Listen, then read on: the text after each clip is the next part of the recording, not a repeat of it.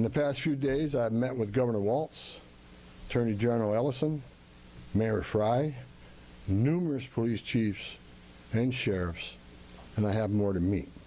I'll also be continuing the dialogue with business and religious leaders in partnership with Minnesota, your community leaders. I'll be meeting with them too, because I want to hear what they have to say.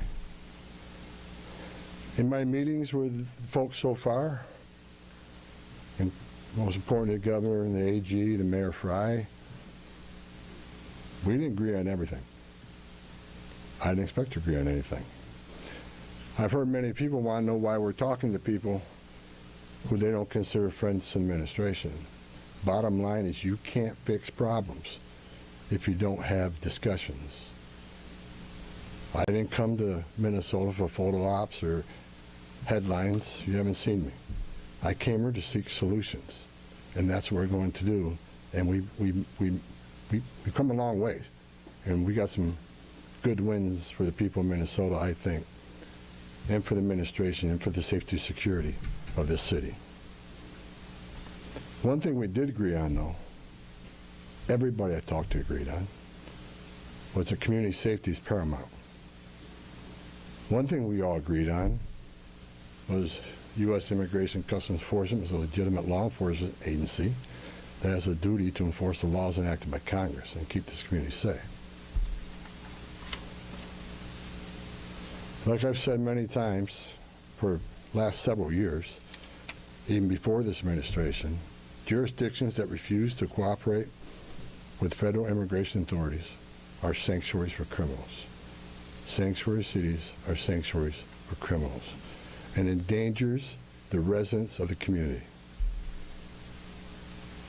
To be clear, we did not agree with Minnesota state and local officials that they would be involved in immigration enforcement. I didn't ask them to be immigration officers. I'm asking them to be cops working with the cops to help us take criminal aliens off the street. What we did agree upon is not to release public safety arrests back in the community when they could be lawfully transferred to ICE. I'll speak more about that. I will highlight that the Minnesota State Prison System under the Department of Corrections have been honoring ICE detainers. And we appreciate that important collaboration, and we're going to expand upon that.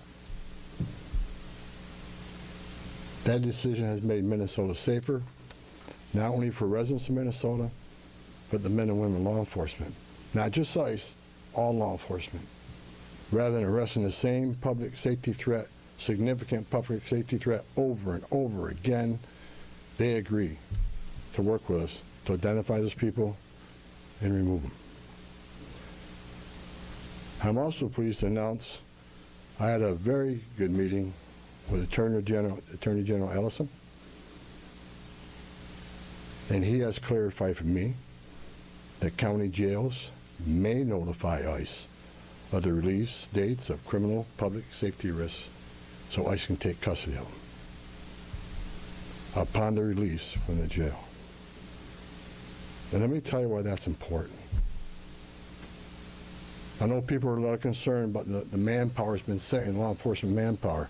Look, I've said this many times before. I've said it for the last several years. Give us access to the illegal alien public safety threat and the safety and security of a jail. It's common sense. It's safer for the community, it's safer for the agent, and it's safer for the alien. Because anything can happen on a street arrest. It just makes common sense. And for the people that argue, well, we're a welcoming community because we want victims and witnesses of crime that are here illegally to feel safe to come to police without fear they're working with ICE, we're not going to talk to the victim and witness of crime. There's no problem there. They should feel safe to come to the police and ask for help. All we want is to talk to the person that local and state law enforcement authorities locked in a jail cell. They chose to lock this person up. That's who we want to talk to, the public safety threat. So the argument is that protects victim witnesses of crime. It's a bunch of crap.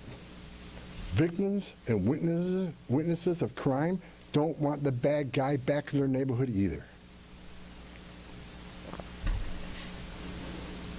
So great progress with the Attorney General and local sheriffs. And one thing, when we have these agreements, it takes less law enforcement agents to do the job. One agent can arrest one bad guy in the safety and security of a jail where he's behind the wire. We know we don't have weapons. But when you normally release that public safety threat, illegal alien back in the community, we have a job to do. We're going to arrest him. So we're going to find him. And what happens is now we got to arrest somebody on his turf. We have access to who knows what weapons. Now we got to send the whole team out. Cover the back door, cover the front door, officer safety reasons. Then because of the hateful rhetoric and the attacks on ICE officers, now we got to send a security team behind the arrest team.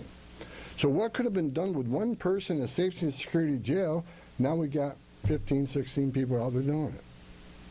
I know that causes stress in the community. So if we get these agreements in place, that means less agents on the street. More agents in the jail means less agents in the street.